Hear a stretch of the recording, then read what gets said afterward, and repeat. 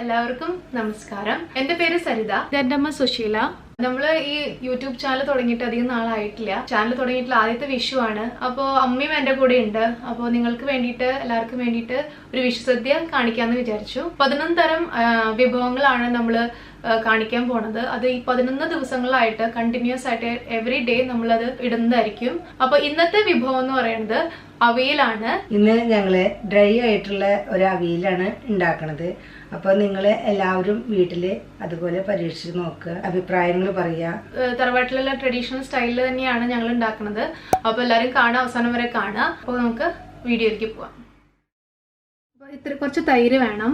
ഈ ഒരു സ്പൂണില് 1/2 ടീസ്പൂൺ ജീരകം, 1/2 സ്പൂൺ മുളക് പൊടി, 1/2 സ്പൂൺ മഞ്ഞൾപ്പൊടി, ഒരു ഫുൾ നാളികേരം ചിരകിയത്. ഇത്രയും കഷ്ണങ്ങളാണ് ഞാൻ എടുത്തിട്ടുള്ളത്. ഒക്കെ നീളത്തില് അരിഞ്ഞിട്ടുണ്ട്. എല്ലാം ഏകദേശം ഒരേ വലുപ്പത്തില് നീളത്തിൽ അരിഞ്ഞു വെച്ചിട്ടുണ്ട്. ക്യാരറ്റ് ഉണ്ട്, ചേനയുണ്ട്, ബീൻസ്, മുരിങ്ങക്കായ ചെറിയ ഇത്രയും നീളത്തില് 2 കഷ്ണാക്കി വെച്ചിരിക്കുകയാണ്. 2 നടുവ് കീറി വെച്ചിരിക്കുകയാണ്. പിന്നെ കായ, പയറ്, മത്തങ്ങ, വെള്ളരിക്ക, 4 പച്ചമുളകും 8 ചെറിയ ഉള്ളി തൊലി കളഞ്ഞു വെച്ചിട്ടുണ്ട്. പിന്നെ കുറച്ച് കറിവേപ്പില. അപ്പൊ ആദ്യം പാത്രം ചൂടാവുമ്പോ അതിലേക്ക് 2 ടീസ്പൂണ് വെളിച്ചെണ്ണ ഒഴിക്കുകയാണ്.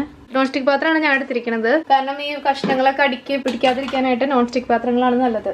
എണ്ണയൊന്ന് ചൂടാവട്ടെ. എണ്ണ ചൂടാവുമ്പോ നമുക്ക് എല്ലാ കഷ്ണങ്ങളും ഇടാം. ഇത്തിരി വലിയ പാത്രം എടുക്കുകയാണെങ്കിൽ ഇളക്കാൻ ഇത്തിരി കൂടിയും സൗകര്യമാണ്. പക്ഷെ എൻ്റെ കയ്യിൽ ഇപ്പോൾ വലിയ പാത്രമൊന്നും ഇല്ല. എൻ്റെ കയ്യിൽ കഷ്ണങ്ങളൊക്കെ ഇട്ടു. ഇതിലേക്ക് കുറച്ച് പാകത്തിന് ഉപ്പ് ചേർക്കുക. ഉടയാണ്ടിരിക്കാനായിട്ട് ഇതുപോലെ എണ്ണയിൽ ഇങ്ങനെ കുറച്ച് നേരം ഫ്രൈ ചെയ്യാം. പിന്നെ കുക്ക് ചെയ്യുമ്പോൾ അത്ര ഉടയില്ല. അവിയൽ എപ്പോഴും നമ്മൾ വെളിച്ചെണ്ണയിൽ ഉണ്ടാക്കുന്നതാണ് കൂടുതൽ നല്ലത്, ആ ടേസ്റ്റ് ഒക്കെ വരാനായിട്ട്. വേറെ ഓയിലൊന്നും ഉപയോഗിക്കുമ്പോൾ അതത്ര ടേസ്റ്റ് അങ്ങനെ തോന്നില്ല നമുക്ക്. ഇനി നമുക്കിത് അടച്ചു വയ്ക്കാം. അങ്ങനെ നമ്മൾ അടച്ചു വെച്ചില്ല. ആ നേരം കൊണ്ട് നമുക്ക് എന്ത് ചെയ്യാം, നമുക്കത് നമ്മുടെ നാളികേരം, ഒരു ഫുൾ നാളികേരം നമ്മളിങ്ങനെ ചിരകി വെച്ചിട്ടുണ്ട്. അപ്പൊ അത് നമുക്ക് ഇട്ടിട്ട് കുറേശ്ശെ 2 ബാച്ചൊക്കെ ആയിട്ട് വെള്ളം ചേർക്കാണ്ട് ജീരകവും കൂട്ടി ഒന്ന് ചതച്ചെടുക്കണം. അധികം ഇങ്ങനെ അരഞ്ഞിട്ടൊന്നുമില്ല. ഈ ഒരു പരുവത്തില് നമുക്ക് ആക്കിയെടുത്താൽ മതി കേട്ടോ. ഇനി നമുക്ക് എന്ത് ചെയ്യാം, നമ്മുടെ അടച്ചു വെച്ചിരിക്കുന്ന പച്ചക്കറി ഇടയ്ക്കൊന്ന് ഇളക്കി കൊടുക്കണം ഇതിൻ്റെ ഇടയിലൊക്കെ. അപ്പൊ നമുക്കിനി വീണ്ടും നമ്മുടെ പച്ചക്കറി നോക്കാം. ഇപ്പം ഏകദേശം കണ്ടോ, അങ്ങനെ ഉടഞ്ഞിട്ടൊന്നുമില്ല. അത് നല്ല ഹാഫ് വേവ് ആയിട്ടുമുണ്ട്. ആയിട്ടുണ്ട്. ഇനി ഇതിലേക്ക് നമ്മൾ ഇത്തിരി മഞ്ഞൾപ്പൊടി, അതുപോലെ തന്നെ മുളക് പൊടി മിക്സ് ചെയ്യാം. ഉടയ്ക്കരുത് പച്ചക്കറീനെ നമ്മൾ, കാരണം ഡ്രൈ അവിയലല്ല ഉണ്ടാക്കാൻ പോണേ. അപ്പോൾ ഉടയണ്ട. ഇനി നമുക്ക് ലോ ഫ്ലെയിമിൽ തന്നെ വെച്ചിട്ട് വീണ്ടും അടച്ചു വെക്കുക. ഇടയ്ക്കിടയ്ക്ക് ഇളക്കി കൊടുക്കുക. ഈ നേരം കൊണ്ട് നമുക്ക് കുഞ്ഞുള്ളിയും പച്ചമുളകൊക്കെ ഒന്ന് ചതച്ചെടുക്കാം. ഇനി നമുക്ക് പച്ചമുളക് ചതച്ചെടുക്കാം. ഇത്രയും ചതച്ചാൽ മതി. ഇനി ചെറിയ ഉള്ളി, അതും ചെറുതായിട്ട് ഇങ്ങനെ ചതച്ചെടുത്താൽ മതി. അപ്പോൾ ഇത് ഇത്രയും ചതച്ചെടുത്താൽ മതി. ഇളക്കി കൊടുക്കാൻ മറക്കല്ലേ. എന്നിട്ട് നമ്മൾ അതിൻ്റെ കൂടെ കുറച്ച് കറിവേപ്പിലയും കൂടി ആഡ് ചെയ്യാം. ടേസ്റ്റിന് എന്തായാലും കറിവേപ്പില മസ്റ്റാണ് നമ്മുടെ ഈ അവിയലിൽ. ഇനി നമുക്ക് വെന്തുണ്ടോ നോക്കാം കഷ്ണങ്ങളപ്പോൾ വെന്തിട്ടില്ല. നമുക്കൊന്നുകൂടി അടച്ചു വയ്ക്കാം. പിന്നെ കുറച്ച് കറിവേപ്പില മാറ്റി വെച്ചിട്ടുണ്ട്. കുറച്ച് അധികം എടുക്കുക. എന്നിട്ട് നമുക്ക് ജസ്റ്റ് ഈ നാളികേരത്തിൻ്റെ കൂടെ ഒന്ന് ഇങ്ങനെ ജസ്റ്റ് ഒന്ന് പൊട്ടിച്ചിടാം. ആ ഫ്ലേവറിന് വേണ്ടിയിട്ട് ഇരിക്കട്ടെ. ഇപ്പോൾ നമ്മുടെ കഷ്ണങ്ങളൊക്കെ വെന്തിട്ടുണ്ട്. അപ്പോൾ ഇത് കുറച്ചിങ്ങനെ ചെയ്യുമ്പോൾ കുറച്ച് ടൈം ഇത്തിരി എടുക്കും. കാരണം നമ്മൾ കുക്കറിൽ ഇതാവണ പോലെ വേഗം ആവില്ല. എന്നിട്ട് നമുക്ക് ഇതിലേക്ക് തൈര് ഒഴിക്കാം. പുളി അനുസരിച്ച് നമ്മൾ തൈര് ഒഴിക്കണം. ഇത്ര തൈര് ഒഴിക്കുന്നുണ്ട്. ഇനി അതിന് ശേഷം നന്നായിട്ട് തൈരൊക്കെ കൂട്ടി നന്നായി ഇളക്കി യോജിപ്പിക്കുക.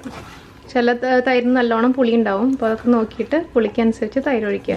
അപ്പോൾ ഇവിടുത്തെ തൈര് ഞാൻ നോക്കിയപ്പോൾ അത്യാവശ്യം അവിയലിന് വേണ്ടിയുള്ള പുളി ഉണ്ട്. അത് കാരണം കൊണ്ട് ഞാൻ വേറെ പുളിയോ ഒന്നും ചേർക്കണില്ല. ഇൻ കേസ് നിങ്ങളുടെ തൈരിന് ഒട്ടും പുളിയില്ലെങ്കിൽ കുറച്ച് പുളി പിഴിഞ്ഞിട്ട് നമുക്ക് അതിൽ ഒഴിക്കാൻ വേണമെങ്കിൽ. ഇനി നമുക്ക് നാളികേരം ഇടാം. നാളികേരവും കറിവേപ്പിലയും ഒക്കെ കൂടി ഇടാം. ഇതിലേക്ക് നമുക്കിനി ചതച്ച് വെച്ച ഉള്ളിയും പച്ചമുളകും കൂടി ചേർത്ത് കൊടുക്കാം. ഉടയ്ക്കാണ്ട് ഇങ്ങനെ ജസ്റ്റ് ഒന്ന് മിക്സ് ചെയ്യുക. കഷ്ണങ്ങൾ ഉടയാണ്ട് നോക്കണം. കണ്ടോ, ഡ്രൈ ആയിട്ടിരിക്കുന്ന കണ്ടോ. അപ്പോൾ വെള്ളമൊന്നുമില്ല. അപ്പോൾ നമ്മുടെ അധികം നമുക്ക് ഉപ്പ് നോക്കാം. ഉപ്പ് കുറവാണ്. അപ്പോൾ നമുക്ക് ഉപ്പ് അതിനനുസരിച്ച് ചേർക്കുക. കാരണം നാളികേരമൊക്കെ ചേർക്കുമ്പോൾ ഇത്തിരി കൂടി ഉപ്പ് വേണ്ടി വരും. വീണ്ടും ഇളക്കുക. എന്നിട്ട് നമുക്ക് ഒരു കുറച്ച് നേരം ഒന്ന് മൂടി വയ്ക്കാം. കാരണം ആ നാളികേരത്തിൻ്റെ ആ ഒരു ഇതൊക്കെ പോകാൻ വേണ്ടിയിട്ട്. അപ്പോൾ ചെറു തീയിൽ നമ്മൾ ഒരു മിനിറ്റോളം ഏകദേശം നമ്മൾ അടച്ചു വെച്ചിട്ടുണ്ട്. ഇനി ഇതിലേക്ക് നമുക്ക് കുറച്ച് വെളിച്ചെണ്ണ ഒഴിക്കാം. അപ്പോൾ നമ്മുടെ അവയലിന് നല്ല ഫ്ലേവർ കിട്ടാൻ വേണ്ടിയിട്ട് നമുക്ക് നല്ല വെളിച്ചെണ്ണ ഒഴിച്ചു കൊടുക്കാം. കറിവേപ്പിലയുടെയും വെളിച്ചെണ്ണയുടെയും സ്മെല്ലാണ് അവയലിന് പ്രധാനമായിട്ട് നമുക്ക് വേണ്ടത്.